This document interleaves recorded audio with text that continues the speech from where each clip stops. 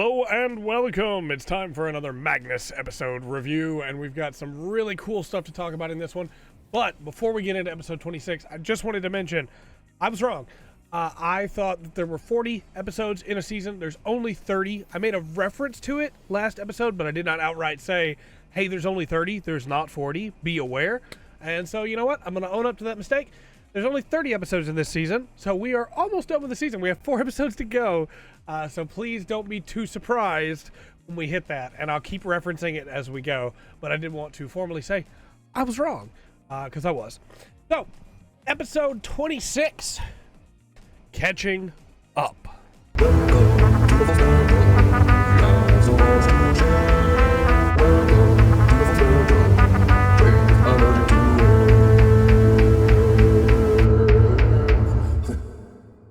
So our classification is CAT 1RBC 4463-140 for 2024-0205-2024. Again, just eventually I'm going to understand what that is, and everything's going to change drastically. But it's been 2024 at the end for a long time. That's just, just saying. That's interesting. Exhaustion, athletic, compulsion, tape. Did have somebody comment asking, why do you do those hand motions? It's in parentheses, athletic, / compulsion, in parentheses, tape. So this is an interesting one. We got a lot of cool stuff going on here and some big reveals. The first one seems like just a little thing. It's going to wind up being a phrase. I know I'm going to see it everywhere. But even what we're doing right now, we're Magnuson. We're Magnuson. That's what we're doing.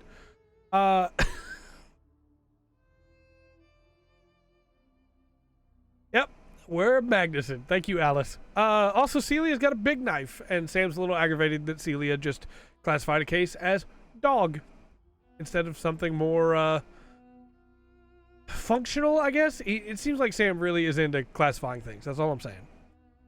Then we get a case about a athletics coach named Jared Smith, and I immediately went Jared Hopworth because it's athletics, it's a physical activity, and a guy named Jared, but it is spelled differently.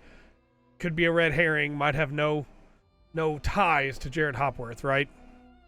And basically the story that Alexander could run faster than everybody else due to a deep breath that he would take that would spread throughout his whole body and then fire off like an arrow, which definitely feels like something's going on there. But regardless, when Jared stops running, when Alexander stops running, when his dad dies, he finds Mr. Jared again, and Mr. Jared is running for his life. And this whole thing was great, right? The idea that he ran through me is fascinating. Especially because he's not just like a ghost, because he's clearly bleeding, he's clearly sweating, right? But what happened there? The delivery on that is so precise too.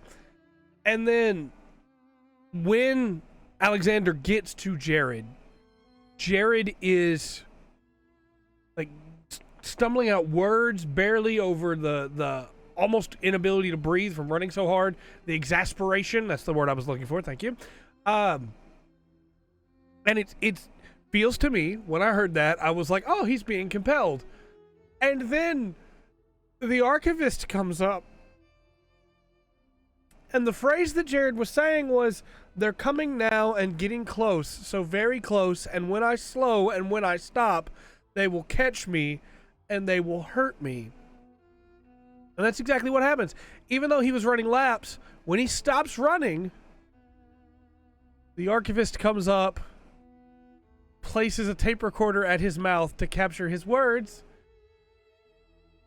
So was he telling his tale? Was he compelled and telling his tale, and whenever he stopped running would have been the end of the tale? And it was about some horrible experience when he was younger that people were after him? Or is it that he was running from the archivist and the archivist has done this to him? Either way, it tells Alexander that it is the archivist.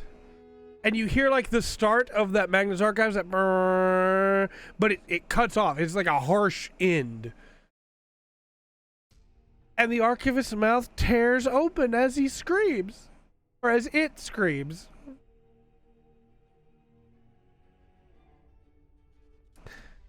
And Alice realizes that they let the archivist out. This is all their fault. And calls Sam to tell him it's all their fault. And there's a lot just right here, right? The strangeness of the fact that we have another guy named Jared that has into some athletic thing that is, you know, become something else. Yeah, where Jared Hopworth became the bone turner with his gym, Jared Smith is running for his life. And it's not, I mean, I'm not going to say that Jared Hopworth was like, I mean, he was kind of happy with it, but this is much more tragic in some ways. Just the idea of running because there's something after you, and the moment you stop running, you're done. It's over. And it was. And like the tape recorder going to his mouth as if to try and steal the very last words from him to record everything that he says, the whole story. Ooh. Also, when Alexander is sitting there with the archivist, it says that it feels like he's being watched from everywhere, which is, I love it. Anyway, we then get to Sam and Celia. And Sam and Celia are going to see Helen. And there's a couple really interesting lines here before they talk to Helen, where Celia talks about how the archivist isn't acting how she would have expected him to act. Or how she would have expected specific. She doesn't say a gender, but like, just, again, we know this is our Celia. This episode only like hammers that point home even more. But has she met other archivists? Or is it just John that she's thinking of? She almost tells Sam what she means. It seems like she's right on the edge of saying something to him when Helen starts talking to him. And it's Helen. It sure sounds like Helen. It's Helen Richardson, but not our Helen Richardson, right? And maybe she is, though. We'll get to that. There's a fun little moment here where this time it's Celia who's very off-put by Helen, doesn't know what to do here, that breaks and asks about the Magnus Institute, and then they have to cover it up with saying they're making a documentary for the BBC. That's a fun moment. But like, one thing that really hits me here is Helen tried to eat Celia in archives. Like, Celia knew they were coming to talk to a Helen. But in this situation, Celia is unsettled. With Gertrude and Jerry, yes, Celia didn't know them, but Celia didn't seem put off or anything, right? But here, Celia seems upset. And that makes me think that while Gertrude and Jerry might have been similar to who they were in archives, that Helen was probably one for one. That mannerisms were probably the same. The way she spoke was the same. I could at least tell that, you know. It felt like Helen, and you could tell Celia was very upset by it. It was not something that made Celia very happy. Then, as they go here and convince Helen that it is a BBC documentary, and Helen, you know, offers to give them some stuff and jokes about what's going on and talks about how the Institute had big bloody basements, and she laughs like the distortion.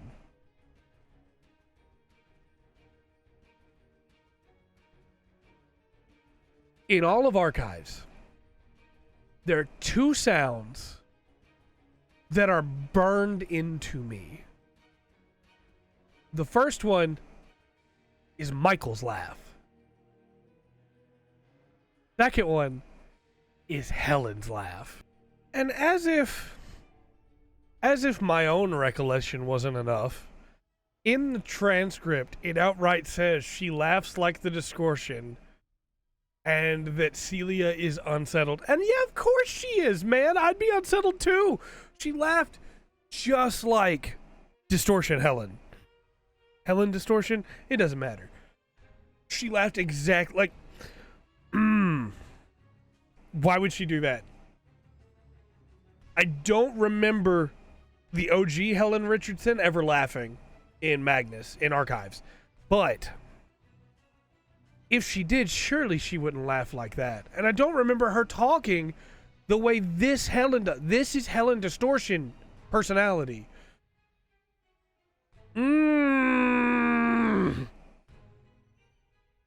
So, as if all of that wasn't enough, because all of that would already be a great episode, right? We get a cut to Sam and Celia.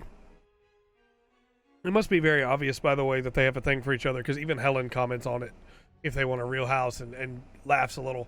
And that's where the laugh is. Also, just real quick, when Celia says deal back to Helen, it chirps, showing that's a lie. Celia really did not like talking to Helen. We then cut back to Celia's apartment, and Sam is there, and Sam is playing with Jack and having a good time, but Celia feels like they're being watched. Celia goes to take Jack to lay down. She calls him a goblin. And then she goes to take him to lay down, and when she leaves, you can hear her in the background for a minute, and she says how sleepy he is, and then says a phrase, and I tried so hard to listen to this phrase. I tried recording that snippet and throwing it in Premiere and seeing if I could chop the audio up to be able to hear what she says. They're very smart, if this is a clue, with the fact that there's a creak and a groan from Sam that covers the sound, or it's completely incidental audio that was just thrown in there and I'm losing my mind for nothing. But she either, and it could be something completely different, but it sounded to me like she either said, "You're not gonna fight me, are you?" Which is a regular thing for a mom to say or a parent to say, right? Of like, hey, I know you're sleepy, you're not gonna fight me, right? But in this context, could mean something very different. Or, you're not gonna frighten him. Which is really what I thought I heard the first time before I went back and listened to it 20 times. And it doesn't seem like she's gone for very long, but it's kind of hard to trust time with just the transcript and the audio, because we don't have like Sam doing something in the in-between, really. He just gets himself a beer. But I'm still not sold that Jack is a regular baby. I'm still not sold. Not after what happened with little baby Rupert. And then there's a tender moment between Sam and Celia, and he decides to stay. And they're both super okay with that. And, yeah, good for them, I guess. But, I guess, I'm not, like, upset by it or anything. It's just, I'm blown away by everything else in this episode. Them hooking up is, like, the smallest thing for me compared to everything else. Celia's got a knife. Magnusing. Jared. The archivist. Helen. That laugh, baby Jack. We are 4 episodes to the end of this season. Something terrible is going to happen. I just want these characters to be okay, man. I just want them to be okay. I really feel like this season ends with the Archivist showing up. And I think we're like, Archivist is going to show up episode 28. And then episode like 29 is going to be dealing with the Archivist. And episode 30 is going to be like, or it might be the Archivist shows up like at the end of 28. 29 has a couple bouncing around, and then like a little bit with the Archivist, and then 30 is the actual like resolution. I don't know. We'll see. Remember when like 10 episodes ago, 15 episodes ago, we were like, man, Mr. Bonzo, he's gonna be the antagonist. Oh, it's gonna be Lady Mowbray, Inksole. No, we got big problems here, and yeah. I am fascinated. I am so in. Let me know your thoughts in the comment section down below. What's something you noticed that I completely missed because I'm a doofus? And let me know if you like the captions on screen. If you don't, I'll stop doing them. They are more work, but I wanted to be a little bit more accessible. There are times where I slur my words because I don't know how to speak, apparently, and also where I talk really fast or really slow. And I feel like the captions will help everybody be able to figure out what I'm saying so that you don't feel like you're missing something watching the video. These videos themselves should not be an ARG unless I hide things in the captions that may not make sense unless you look back over it. I might do that, I might not. You'll never know unless you check. Anyway, until next time, I've been Trey. This has been The Full Spectrum. Remember to always enjoy the full spectrum. The Magnus Protocol. Blast off.